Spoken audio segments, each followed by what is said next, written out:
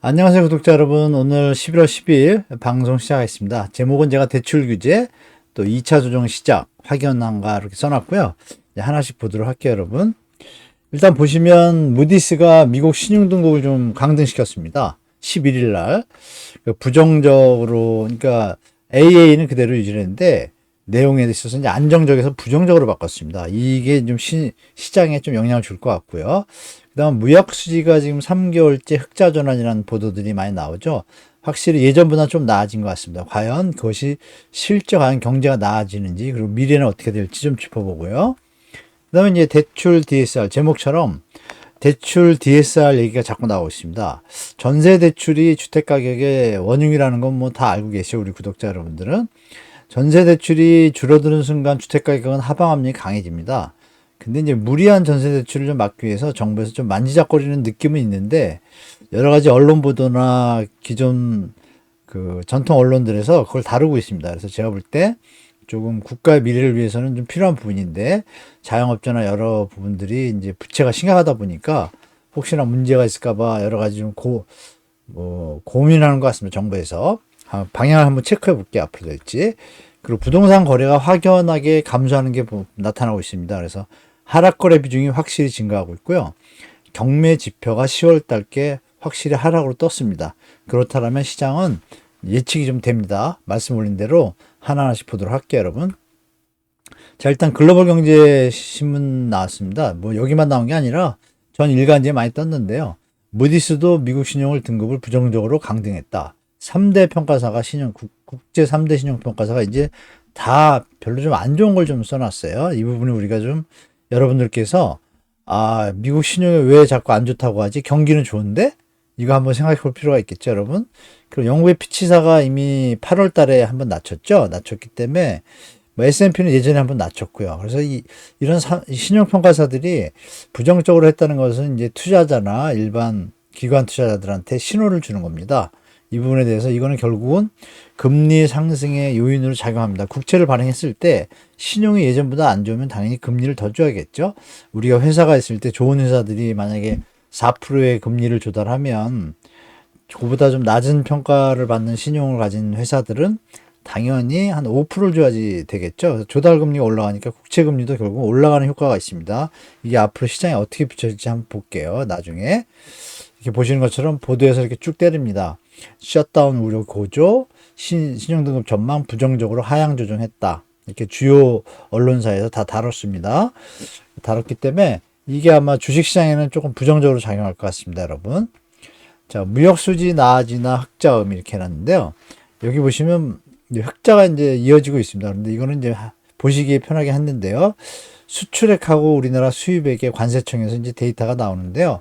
그 데이터를 정리해보면 현재 이렇습니다. 분위기가. 이렇게 가다가 2023년 1월이에요. 근데 그림이 좀 다우닝 되고 있죠. 다우닝 되다가 이제 올라갔습니다. 이렇게 조금. 여기 보시면 이제 이거는 수입액이고요. 연두색은 수출액입니다. 수출액이 좀 올라가졌죠.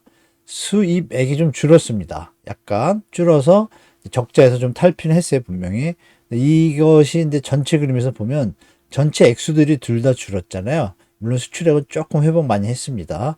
이 부분이 중장기적으로 이어질지 아닐지 아직 모르겠는데 사실 하반기에 에너지 부분 때문에 사실 이것도 뭐 비슷비슷하게 그냥 갈 것 같습니다.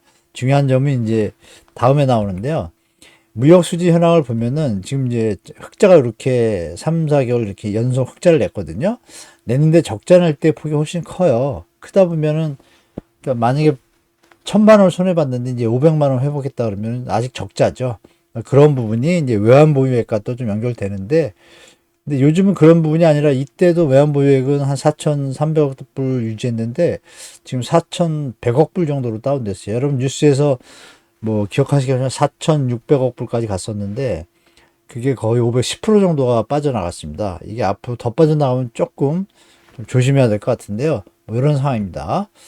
자, 그리고 무역의 어떤 흐름을 보면 여러분 이게 1997년도에 이게 이제 그래프 세상이라는 거 유튜브 하시는 분 거기서 제가 캡처해 왔는데요.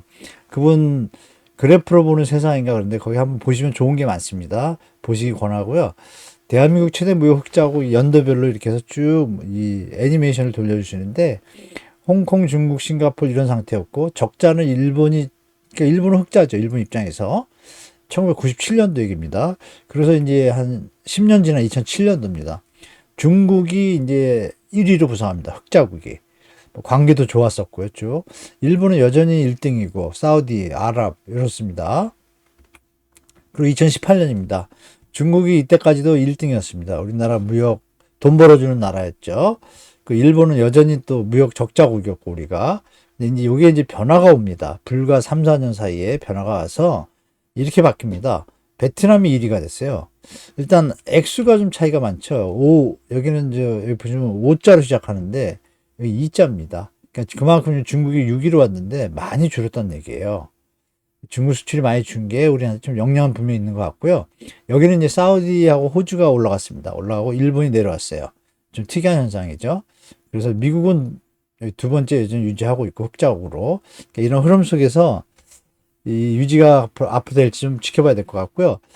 최근에 뉴스가 하나 나왔죠. 최대 무역 수지 적자국 순위 중에서 대한민국이 지금 200입니다. 270개국인가 중에서 너무 낮죠. 갑자기 좀 상태가 안 좋아지고 있어요. 그래서 이게 단순하게 벌어지는 게 아니라 다 같이 코로나를 같이 겪었잖아요. 근데 우리나라의 경제 시스템 또 부동산 버블로 인한 대출 과자 이런 것들이 결국은 경제 전체에 부담을 주기 시작하는 것 같아요. 제가 볼 때는 이 부분이 이제 어떻게 될지 보겠는데 연도별 수출 수입액을 아까 말씀드렸는데 여기서 이제 우리가 유의미하게 볼 게 하나 있어서 제가 올렸습니다. 보시면 여기 이렇게 수입액이 빨간 선인데요. 수입액이 이렇게 올라간 때가 있어요. 그러니까 적자죠, 이때가. 여기도 적자고요. 자, 여기도 한번 적자가 났죠, 여러분?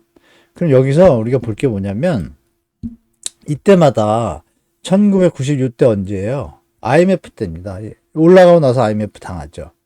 그러니까 무역 적자가 조금 길어지면서 시간이 지나면 터졌어요. 이렇게 98년도에 회복을 했는데 수출액이. 그리고 두 번째도 볼까요? 2008년도도 공교롭게 2008년도도 보시면 이렇게 역전되고 나서 꺾일 때 회복할 때 터졌어요.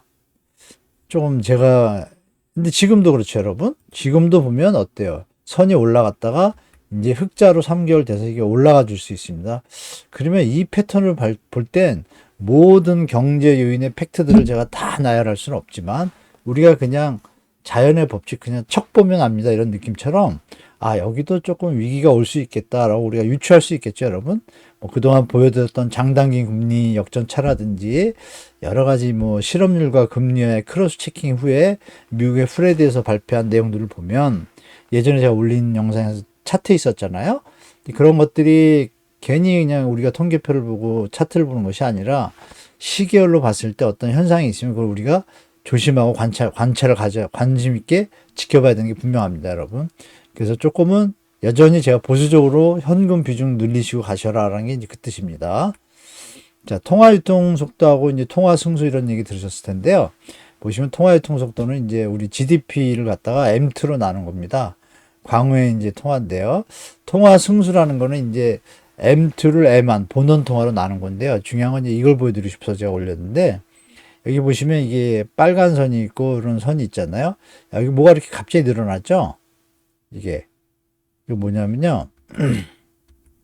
M2입니다. 미국이 돈을 엄청 푸니까 본원 통화를 여기서 쭉 이 정도에서 많이 늘렸잖아요. 조금씩 많이 늘는데 여기서 이제 여러 가지 다른 툴을 이용해 가지고 M2를 급등시켰어요. 국채발을 하면서 돈을 늘린 게 아니라 이런 부분에서 돈을 많이 좀 찍어서 주기도 했죠. 뭐 여러 가지 복잡하게 이제 돈이 늘어났는데 그게 이제 놀라운 까지 좋은데 통화 유통 속도가 문제예요, 여러분. 갑자기 꺾이기 시작해서 우리가 기억하시는 이제 2008년도인데 이때 한번 타고 이제 코로나 때 여기 다시 한번 통화 속도가 뚝 떨어지잖아요. 그래서 다시 돈을 풀어가지고 요만큼 풀어가지고 이제 힘을 받고 있어요. 이 시점이 이제 여기서 보면 처음 보는 지금 경제 상황입니다. 제가 볼 때. 그래서 워런 버핏이 그런 얘기했죠. 뭐 자기가 태어나서 이런 저금리는 더 이상 이제 안 올 것 같다. 자기 죽기 전까지. 그 의미가 여기서 그림에서 나타난 것 같아요. 중요한 건 뭐예요, 여러분? 통화 유통 속도가 낮아지고 있고 지금 약간 회복. 미국이 이제 호경기잖아요. 약간 돌아가는데 이게 추세선이 어디로 갈지까지는 갭이 너무 멀어졌잖아요. 그래서 인플레이션 압력은 계속 진행될 것 같습니다. 돈이 워낙 많이 풀렸으니까요. 통화유통수도가 낮아진다는 거는 우리가 생각할 게 뭐냐면 돈이 안 된다는 얘기는 부채의 어떤 임계점이 맞다고 보는 게 저는 좀 맞다고 보고 있습니다. 이게 한국인데 한국도 보면 이게 이제 2016년까지인데요. 2021년도 여전히 낮아지고 있습니다. 지금 이 통화 유통 속도는 0.7까지 떨어졌어요. 미국에 비하면 더 떨어졌죠. 아까 저 표 보시면 미국은 1.54 이렇게 가는데 상당히 우리가 지금 돈이 안 도는 거죠. 그리고 이제 이 통화 승수도 보면 17인데 지금 2020년도에 14 정도 됐어요. 그리고 올해도 아마 한 14 정도일 겁니다. 많이 내려왔죠. 이것도 사실 미국 사례를 보거나 해외 사례를 보면 한 18에서 20 정도가 안정적인데 좀 성장하는 국면인데 그게 좀 약합니다. 이건 이 담력의 경영이라는 요 하시는 분한테 제가 떠왔습니다. 이분이 좀 데이터를 좀 잘 만드시더라고요. 나중에 한번 저도 계산을 해가지고 다시 한번 올려드릴게요. 그리고 갈수록 떨어지는 화폐 유통 속도 이렇게 보시면 0.69까지 내려왔습니다. 이게 이제 2019년이에요. 지금은 더 안 돌 것 같습니다. 제가 볼 때. 요새 발표를 안 합니다. 자꾸 이거를 보도해서 기자분들이 알 텐데 왜 발표 안 하는지 뭐 미뤄 생각해야 될 것 같습니다, 여러분. 자, 위기 발생 시에 IMF의 몇십 배의 위력의 문제가 터질 거다, 위기가 올 거다. 김대기 비서실장께서 얘기했는데요. 이게 의미가 크죠, 여러분? 그러면서 이제 보도가 동시에 나옵니다. 3일 전, 2일 전 해가지고. 7개월째 꺾이지 않는 가계비. 이런 보도들이 이제 많이 나옵니다. 가계부채 관리 총력, 금융당국, DSR 예외 줄이고 중도상환 사수를 면제한다. 긴축기조 당분간 유지해야. 한국개발연구원에서도 얘기를 던집니다. 이걸 또 동아일보에서 이렇게 실어주죠. 그만큼 가계부채가 좀 더 갔다가는 정말 위험한 일이 터질 수 있다는 걸 다 알고 있습니다. 경제기관들이. 여러분도 뭐 다 아시고요.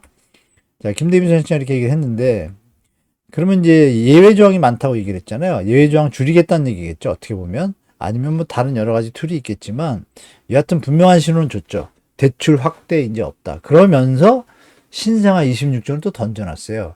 이게 뭐 하는 건지 모르겠어요. 그죠?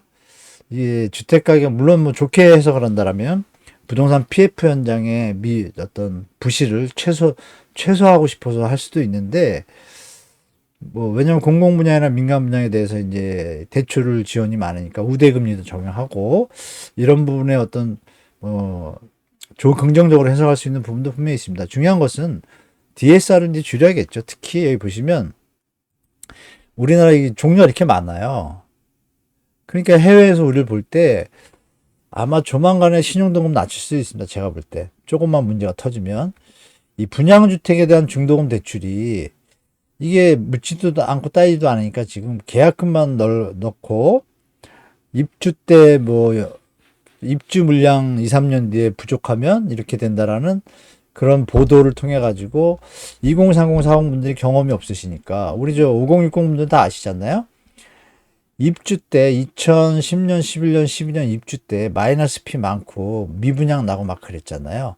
근데 우리 젊은 분들은 그 경험을 겪을 새가 없었잖아요. 그죠? 그런 부분에 대해서 주위에 좀 얘기를 해줘서 조금은 보수적으로 좀 안정적으로 대처하는 걸 좀 권해드리고요.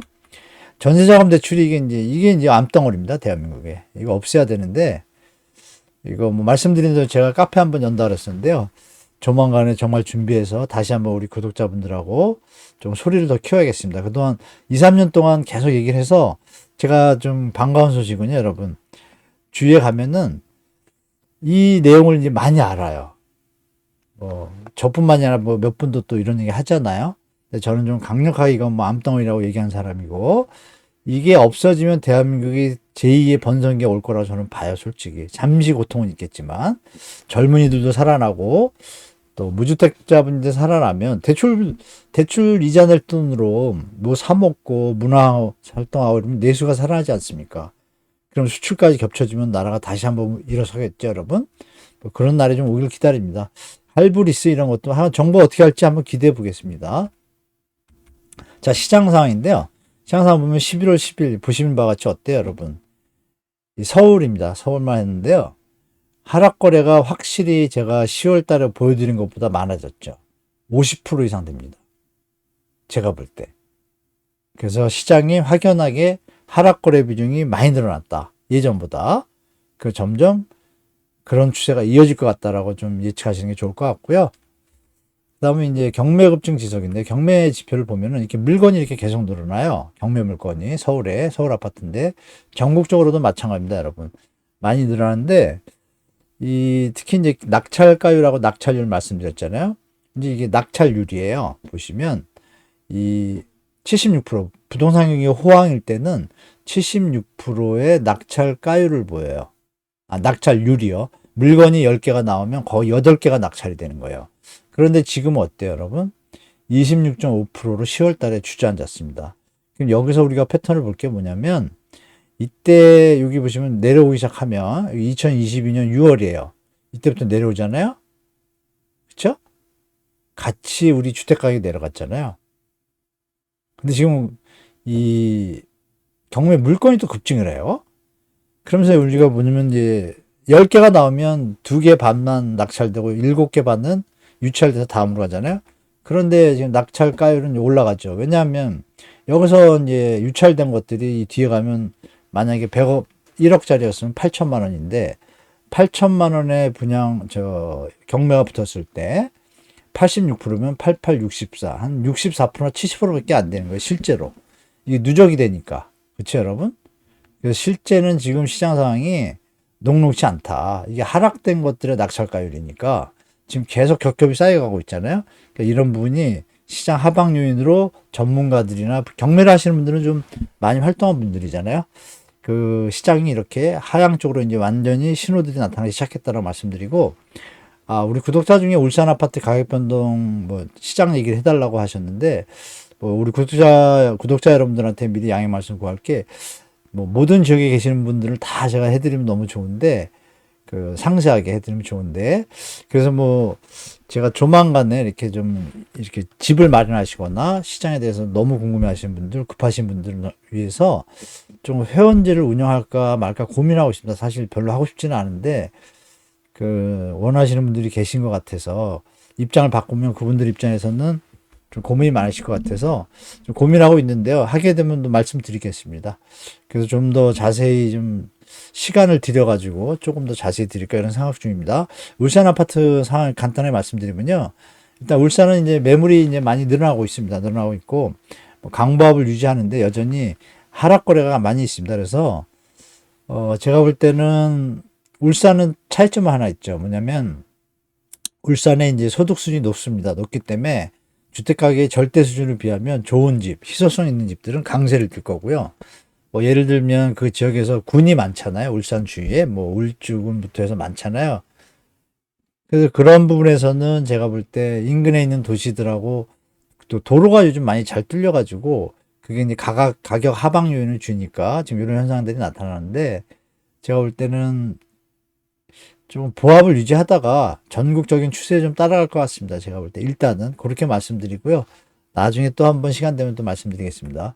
그리고 또 구독자 중에 또 여수시를 말씀하셔가지고 여수시는 이 실거래 상황으로 제가 대처하겠습니다. 보시면 이렇게 하락거래가 이렇게 여기 그냥 개수로 쳐드릴게요, 여러분. 3개, 4개, 5개, 6, 7, 8, 9, 10, 11, 12, 14개고요. 상승이 15개는 요까지. 상승이 하나, 둘, 셋, 넷, 다섯, 여섯, 7개. 그러면 70%가 하락거래, 30%가 상승거래예요. 그러면 결론적으로 위치에 따라 좀 다르겠지만 발품을 많이 파시면 제가 볼 땐 하락된 거래를 볼 수가 있고 여수시 매물도 매물까지 체크 안 했는데 그건 또 시간 되면 나중에 또 하도록 하겠습니다. 자, 이렇게 넘어가고 자, 서울을 보겠습니다. 서울 이제 말씀드린 대로 거래량이 증가한다, 감소하고 있고 매매는 증가한다 그랬잖아요. 매매 물량이 8만 건을 넘어선 게 11월 3일인데요. 이게 이제 7만 9천, 8천 왔다 갔다 하면서 제가 볼 때 여기 약간 좀 꺾였잖아요. 한 7만 8천, 9천 왔다 갔다 할 거예요. 그러면 이제 조금 있다 다시 이게 또 올라온다. 이러면 이제 확연하게 시장 꺾인다고 봐야 됩니다. 여기 왜냐하면 기억을 더듬으세요, 여러분. 2022년 1월 30일이잖아요. 자, 집값이 이때 오를 때잖아요. 상승기, 그죠? 물건이 계속 늘어요. 늘다가 약간 꺾이는 것 같다가 정체되고 나니까 어떻게 돼요? 이때부터 주택가격 하락했잖아요. 폭락? 그 꼭지점 비슷하죠? 요 꼭지점이. 저는 뭐 그렇게 좀 일단 말씀드려 볼게요. 그래서 어떻게 시장이 될지 좀 지켜봐야겠습니다. 그리고 정부의 DSR 뭐 이런 부분에 대해서 포함된다. 제목이 이건데요. 그래서 요점을 말씀드리면, 이게 왜 썼냐면 제가 다른 나라들은 DSR에 재산세도 포함된다. 그러니까 쉽게 말하면 대출액뿐이 아니라 실제로 꼭 나가야 되는 돈 있잖아요. 필수적으로. 그 돈이 재산세 내야 되지 않습니까? 이런 것까지 다 계산해서 DSR을 적용을 해요. 그럼에도 불구하고 부동산이 상승했거든요. 저금리 때문에. 그러니까 우리는 더 좀 버블이 꼈을 수도 있겠죠. 그런 부분이 이제 조정으로 들어갈 것 같습니다. 제가 볼 때. 그 과정 속에서 이제 좀 경제의 어떤 변동성이 있을 텐데 좀 조심하시고요. 경제 가계부채 심각성에 대해서 정부가 선회를 했습니다. 저저번 주에 제가 말씀드렸잖아요. 4대 F4, 4대 수장이, 금융의 4대 수장인 기획재정부 장관, 추경호 장관부터 해서 한은 총재, 또 이복현, 이분들이 다 모을 했어요. 대출 규제에 들어가겠다. 이런 쪽으로 다 얘기를 했는데 비서실장이 또 얘기를 했어요. 그리고 주요 언론에서 싣고 있어요. 그럼 분위기가 뭐예요? 더 이상 물론 뭐 또 대국민 사기극을 펼치듯이 이래놓고서 또 뭐 40조 50조 대출을 푼다. 이건 사실 불가능하다고 봐요. 제가 볼 때. 그럴 것 같지도 않고 또 비서실장 얘기할 때 어떤 포션을 보면 제가 볼 땐 이제는 좀 사태 파악이 완전히 된 것 같다고 좀 판단돼요. 그래서 그리고 주택가격이 더 오르면 또 총선에도 도움이 안 된다고 판단했을 것 같습니다. 자, 여러 가지 복합적입니다, 여러분. 자, 그래서 이제 정리해 보면 거래량은 감소하고 매물은 급증하고 또 입주 물량 증가하고 있고 게다가 강남 경매 물건이 급증한다라는 예전에 보지 못하던 신호들이 나오고 있고 경매 낙찰률이 25%대로 하락을 하고 있고 하락 추세로 계속 이어지고 있죠. 그리고 송파, 강동, 마포 쪽에 회복이 빨랐던 지역들이 거래가 갑자기 많이 끊겼습니다. 그 고점 회복에 대한 저항선이라고 좀 판단돼요. 임계점의 90% 수준까지 올라갔으니 사실 별 의미가 없죠. 금리는 더 올랐는데 사실 수요 요인이 없습니다. 심리적으로 이걸 사서 과연 실거주 하시는 분은 부담돼서 잘 못 사시는 거고 투자의 개념에 접근한 분들은 요번에 이제 상승기 때 1주택 갈아타기 하신 분들이 많아요. 대출 받은 분들이. 그러니까 그분들은 이미 원래 있던 주택에서 차익이 있기 때문에 조금 보태서 업그레이드 가능하다 보니까 요번에 송파 강동을 많이 좀 수요가 몰렸습니다. 몰려서 거래량도 많이 늘었고 가격도 많이 회복을 했는데 지금 현재 그 점이 이제 고점의 임계점이라고 봐요. 회복점에. 그럼 다시 조정받을 시간이 좀 시작될 것 같다라고 보겠습니다. 결론적으로 또 매매하고 전세 이 수급지수라는 게 있거든요. 뭐 제가 가끔 가다가 이제 매매 소화율이라고 하잖아요. 매물 소화도라고 표현하는 그 부분하고 연결되는데요. 물량이 너무 많습니다. 많고 전세 수급 지수 이런 거 다 하방으로 지금 지수가 다 꺾이기 시작했어요. 서울은 여전히 버티는 것 같지만 그래서 제가 드릴 말씀 뭐냐면 이 공기가 일단 차가워졌습니다. 뭐 이걸 말씀드리고 중요한 거는 전체적으로 시장 분위기가 확연하게 제가 9월부터라고 말씀드렸는데 11월 초가 되니까 이제 조금 그런 분위기가 많이 감지되실 거고 보도에서도 많이 접하실 거예요. 근데 이게 분명한 것은 연초에 또 신생아 그 특례론 있지 않습니까? 얘가 펌핑을 할 겁니다. 이것도 신생아 특례론의 시장 영향으로 동영상 올려드렸잖아요. 조금 보시면 참고가 되실 거고 결론적으로 그 특례보금자리론하고 50년 주담대의 어떤 역량에 비해서 한 3, 40% 선에 그칠 것 같아요. 그렇다면 1월 초부터 또 한 3월, 4월까지 반짝할 수는 있는데 물론 경제 상황이 좀 안정적일 때겠죠. 거기서 일이 터지면 그때 뭐 심리가 완전히 죽기 때문에 그것도 힘을 못 씁니다. 그게 지나고 나면 제가 볼 때 이제 본격적인 어떤 하향 조정 시간이 시작될 거라고 저는 예측하고 있습니다. 그렇게 보시고 또 긴 호흡으로 보시고 공공분야 신경 쓰시고 연말 연초에 좀 많이 나오니까요. 자, 이번 주도 공기가 많이 차갑고 다음 주도 영하인 것 같아요. 영하인데 물론 저 밑에 남쪽 지방은 좀 영상이겠지만 서울은 영하인 걸로 알습니다. 강북 경기도 일대하고 항상 건강이 행복입니다, 여러분. 그리고 마지막으로 드릴 말씀은 폴 사무엘이라고 유명한 경제학자가 계신데요. 이 행복의 지수를 굳이 수식으로 표현한 게 욕망분의 소유라고 이렇게 수식을 냈어요. 되게 맞는 것 같아요. 욕망분의 소유니까 욕망이 내가 10인데 소유를 100을 할 수 있으면 행복하겠죠. 원하는 게. 그러니까 욕망은 거기서 좀 컨트롤할 수가 있잖아요. 마음으로. 그러니까 이런 부분을 조정하면 행복의 어떤 가치나 느낌이 좀 달라질 거예요. 지금 제가 소유가 만약에 5억인데 욕망이 나는 3억이었어요. 그럼 행복하지 않습니까? 이런 조정도 마인드 컨트롤도 좀 필요하다라고 좀 말씀드리고, 여하튼 또 행복한 한 주 되시고, 또 월요일 출근길 조심하시고 행복한 한 주 되시기 기원 드리겠습니다. 자, 시청해주셔서 감사합니다.